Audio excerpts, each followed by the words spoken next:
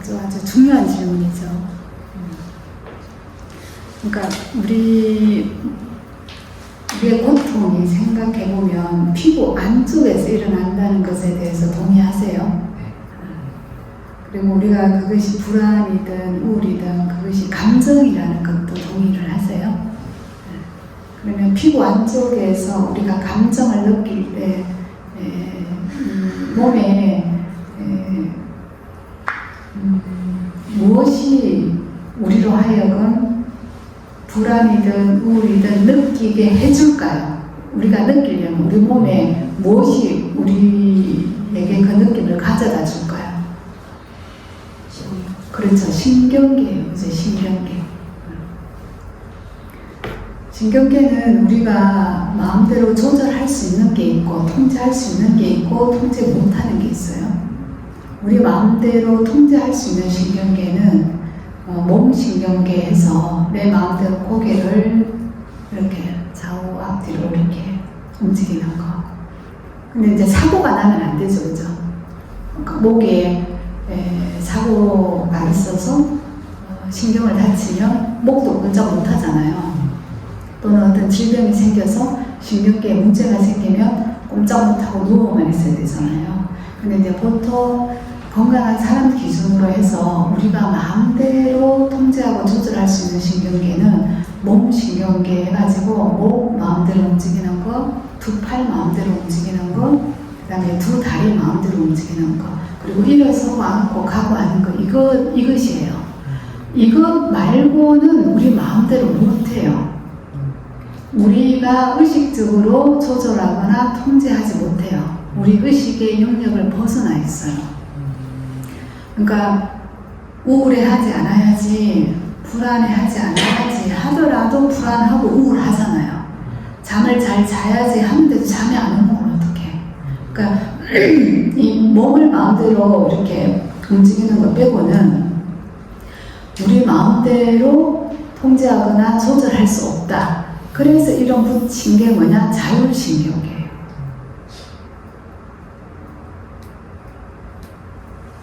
그런데 자율신경계에서 크게 보면 이제 교감신경계, 부교감신경계 이렇게 나누거든요. 그러니까 심장이 빨리 뛰고 혈압이 혈액이 빨리 흐르고 신경전달 물질이 더 많이 나오고 적게 나오고 하는 이 모든 것들은 우리의 통제권을 벗어나 있어요. 그래서 우리가 고통스러운 거예요. 근데 중요한 건 그것이 전부 다 우리 몸 안쪽에서 일어난다는 거죠. 그리고 어떤 사람은 고통을 더 심하게 경험하고 어떤 사람은 부처님처럼 고요해요. 그러면 뭐 이런 거 있잖아요. 또 생각, 내가 옛날 여행 생각 안 해야지 하는데도 옛날 여행 생각이 나요, 안 나요? 그럼 이 생각도 내 통제권 안에 있어요? 통제권 밖에 있어요? 밖에 있습니다. 그러니까 생각도 내 통제권 밖에 있어요. 감정도 내 통제권 밖에 있어요. 아침에 일찍 일어나서 내가 108배 해야지 생각은 해요. 근데 이 몸이 일어나요, 안 일어나요? 안 일어나요. 내가 아무리 원력을 세워도 몸도 내 마음대로 사실 잘 못해요. 그러니까 내가 건강해야지 하는데 아픈 거예요. 코로나 바이러스 몸이 아픈 거예요. 내가 건강하고 싶다 하는데 내 마음대로 건강이 되어 안 돼요. 건강 안 해서요. 그러니까 내 마음대로 할 수 있는 게 있고 내 마음대로 할 수 없는 게 있어요. 그 신경계 대부분은 우리가 우리 마음대로 할 수 없는 것들이에요. 자율신경계 대부분들은 너무나 다들 중요한 건데 그 중요한 것들이 신경계가 손끝, 발끝 모든 기든 모든 신경계들이 최종 모여지는 곳이 어디예요? 우리 뇌잖아요. 뇌에서부터. 그러니까 감각은 되게 5가지 감각은 외부에서 와요. 안, 이, 비, 설, 신. 그 다음에 의라고 하는 의식은 안에서 일어나죠. 요 모든 것들이 최종 수렴되는 곳, 다 수렴이 되어서 처리하는 곳은 뇌잖아요. 근데 대부분의 뇌에서 작동되는 95% 이상은 우리가 의식을 못해요. 그러니까 그게 우울이든 불안이든 마음대로 못하는 거예요. 생각도 마찬가지고 어떤 신념도 마찬가지고 내가 버림받을지도 몰라 버림받을지도 몰라 이런 생각을 안 하고 싶어. 그런 신념을 마음에서 안 일으키고 싶은데 나도 모르게 어디 가가지고 엄청 잘하려고 애를 쓰는 거예요. 이유가 뭐야? 버림받고 싶지 않아서. 나도 모르게 그런 게 작동이 돼요. 이런 모든 것들은 내 통제권을 벗어나 있는데 내가 내 마음대로 통제권을 가지고 조절할 수 있는 게 있어요. 그게 뭘까요? 그러니까 생각도 내 마음대로 통제 안 되고 감정도 내 마음대로 통제 못 해요. 신념도 내 마음대로 통제 못 해요. 근데 내 마음대로 알아차리고 의식해서 내 마음대로 조절할 수 있는 게 있어요. 그게 뭐죠? 호흡이에요. 호흡은 내 마음대로 조절할 수 있어요. 그래서 서강리 부처님께서 발견한 게 이 방법이에요. 그러니까 호흡을 내 마음대로 조절해서 호흡을 가지고 신경계를 안정시킨 거예요. 신경계를 안정시키면 신경계가 소위 말해서 고요해져요. 그걸 옛날 언어로는 마음이 편안해진다 이렇게 얘기한 거예요. 마음이 고요해진다. 서강리 부처님께서 사셨던 그때 당시에 신경계, 미주신경, 자율신경 이런 얘기 없었잖아요. 그런 용어 자체를 안 썼잖아요. 그런데 수행을 했더니 마음이 고요해지고 편안해지면서 마음에서 자비심이 이제 흘러나오는 거죠.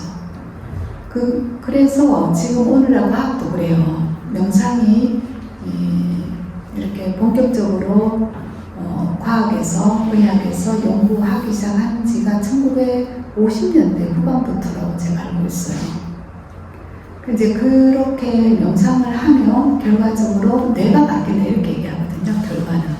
그런데 뇌는 뭐냐? 모든 신경계 다발이잖아요. 모든 신경계 다발이 뇌거든요. 그러니까 신경계가 고요해지고 편안해지는 거예요. 그걸 이제 옛날 말로는 마음이 고요해지고 편안해진다는 거예요. 그래서 오늘날 그것이 우울이든 불안이든 트라우마든 제가 알고 있는 바에 따르면 명상을 할 때 그것들이 다 좋아져요. 치료되거나 치유되거나 완화돼요. 재발률이 확 떨어져요. 명상하면 핵심은 뭐냐? 주의를 자기 내면으로 가져간다는 거예요. 근데 여러분들 지금 다 눈을 뜨고 저를 보고 계시잖아요. 눈을 뜨면 자기 내면이 잘 보이겠어요? 다른 사람이 잘 보이겠어요? 그런데 자기 자신이 잘 보이려면, 자기 자신에게 주의를 돌리려면 눈을 감는 것이 도움이 된다 이런 거예요. 그러니까 초보자들은 그렇게 하라는 거예요. 그러니까 명상의 고수들이라 눈을 뜨든 눈을 감든 그 주의, 알아차림 이런 것들이 명료해서 별 문제가 안 되는데 대부분 고통에 휩싸여 있는 사람들은 주의와 관심을 자기 내면으로 유도하는 거예요. 그래서 눈을 감으라는 거예요. 근데 실제로 눈을 감게 되면 신경계가 좀 안정화돼요. 왜? 외부에서 오는 정보들이 차단되잖아요.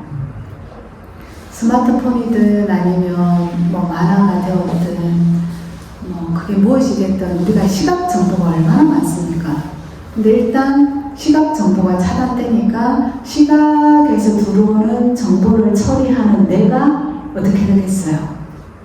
처리 속도가 늦어지겠죠.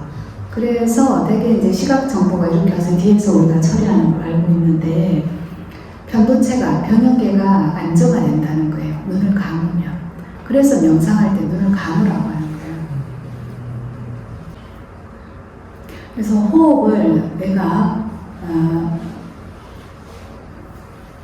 호흡하면 들숨하고 날숨이잖아요. 들숨, 날숨, 멈춤 이렇게 세 가지가 있잖아요. 내가 스트레스를 많이 받을 때 호흡이 들숨과 날숨을 관찰해 보세요. 스트레스가 많을 때 어떨 것 같으세요? 짧고 뭐가 짧고? 응? 들숨이 짧고 또 스트레스 상태는 어떨 것 같으세요? 날숨도 짧고 스트레스 상태는 들숨도 짧고 날숨도 짧고 또 숨이 거칠고. 거칠고 또 입으로 지금. 응? 입으로 쓰는 거칠고. 입이 자연히 벌어져요. 특히 안에 분노가 많은 사람일수록 입을 벌리고 이렇게 오가죠. 안에 화가 그러니까 쌓인 게 많을수록 코로 호흡이 잘 안 되고 자연스럽게 입을 벌리죠. 이렇게. 또 스트레스 상태에 호흡 어떨 것 같으세요? 짧기만 하나요? 가늘기도 하나요? 아주 가늘어요. 호흡이 아주 가늘고 무게는 어떨 것 같으세요? 스트레스 상태 때 무게는 호흡이 가벼울까요? 무거울까요? 네? 스트레스 상태가 되면 굉장히 몸도 무겁고 호흡도 무겁죠. 그래서 내가 지금 감정 상태든 몸의 상태든 즉각 알아차리려면 주의를 호흡에 두고 내 호흡의 상태가 어떤지 보셔야 돼요. 내가 코로 호흡을 하고 있나 입으로 호흡을 하고 있나 지금 들숨을 쉬고 있나 날숨을 쉬고 있나 들숨을 쉴 때 내가 배 전체를 다 활용을 하나 아니면 보통 이제 왜 흉식호흡이라고 해서 호흡 여기까지 오잖아요. 스트레스 상태는 걸다 스트레스 상태가 더 심한 사람 그러니까 아주 어릴 때 트라우마를 경험한 사람들은 종종 뭐라고 말을 하냐면 숨을 못 쉴 것 같아요. 숨이 안 쉬어지는 것 같아요. 이렇게 이야기를 해요. 그럼 제가 얘기하죠. 지금 잠깐 숨을 깊이 들이쉬고 멈춰볼까요?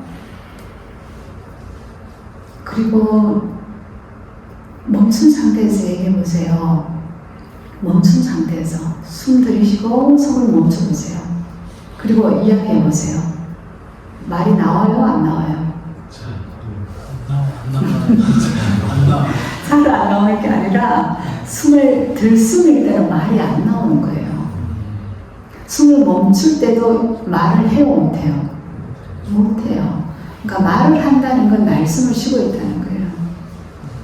그러니까 너무너무 스트레스가 심한 사람들은 숨을 못 쉴 것 같아요. 숨이 안 쉬어져요. 이렇게 얘기해요. 근데 실제로는 호흡을 하고 있다 없다?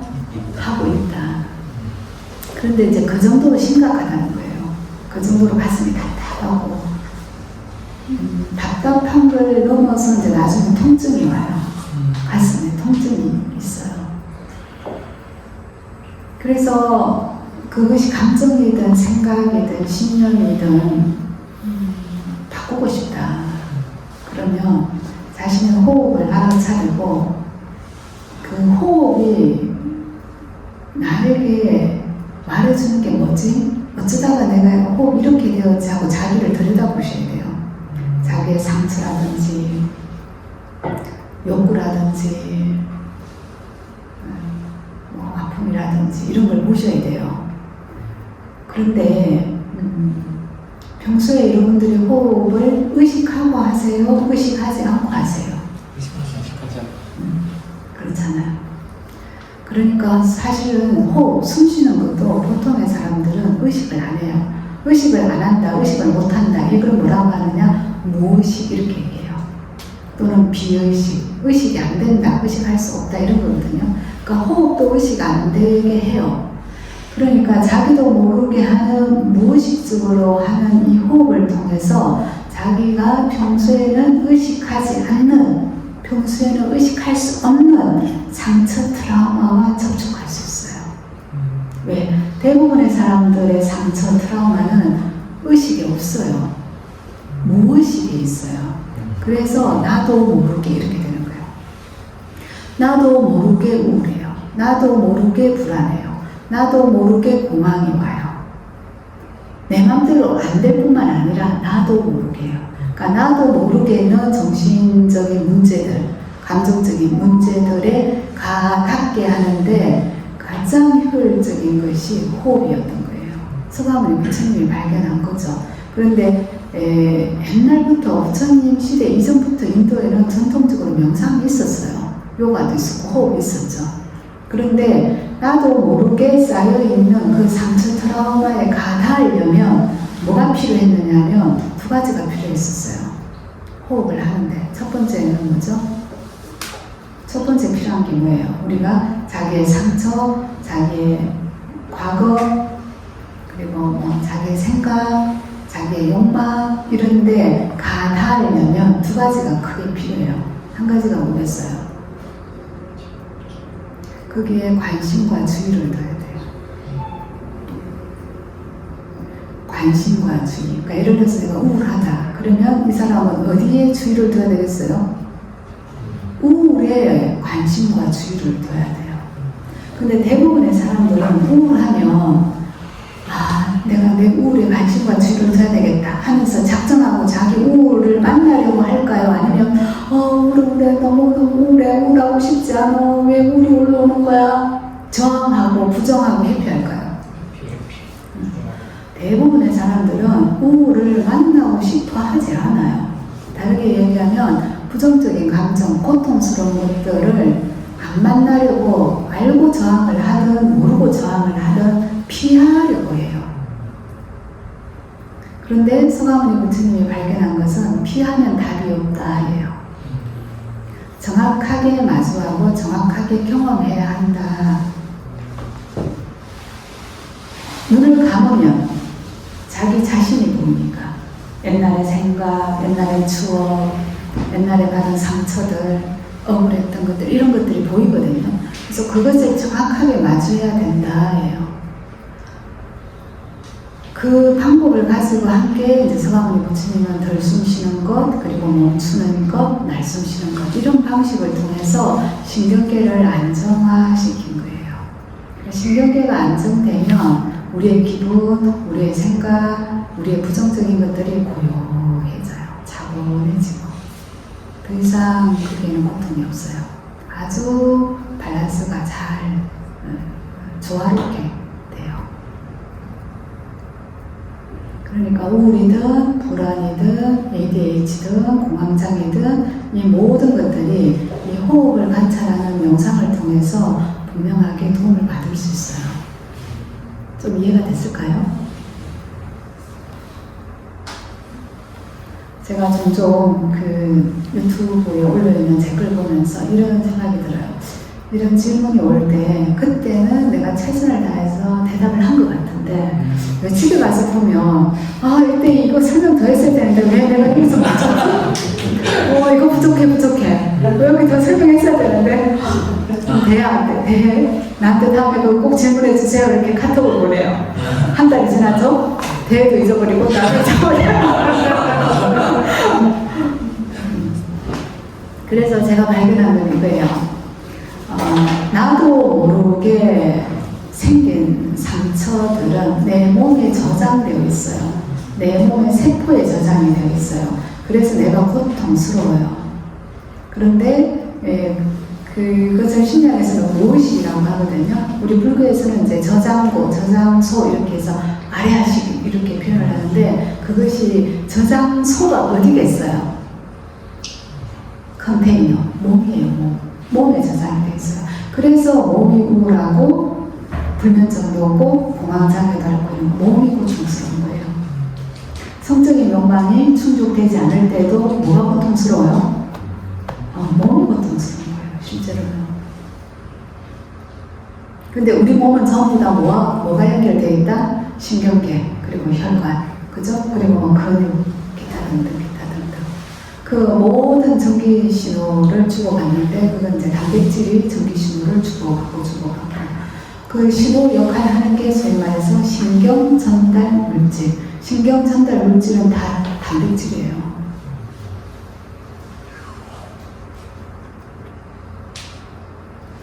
얼마나 호흡이 도움이 되는지 몰라요.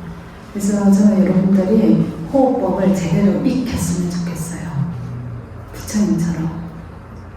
그게 부처님께서 하신 것은 이제 집중력과 통찰력 이렇게 표현을 한 거예요. 사마타, 위파사나, 지관 이렇게 두 가지가 필요했어요. 그래서 돌이켜보면 서가모니 부처님은 집중하는데 수련을 몇 년 했냐? 몇 년 했게요? 6년. 그렇죠. 6년 동안 수련했어요. 집중력을 수련하는 데는. 6년 고행 하잖아요.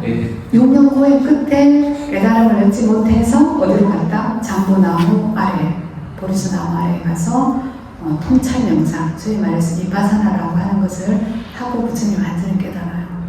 그러니까 부처님 같은 복덕이 부족한 사람도 집중하기 위한 호흡법을 6년 동안 했잖아요. 그러면 우리도 그 정도는 해야 되지 않을까요? 그거보다 적게 하면서 붓다가 되고 싶다.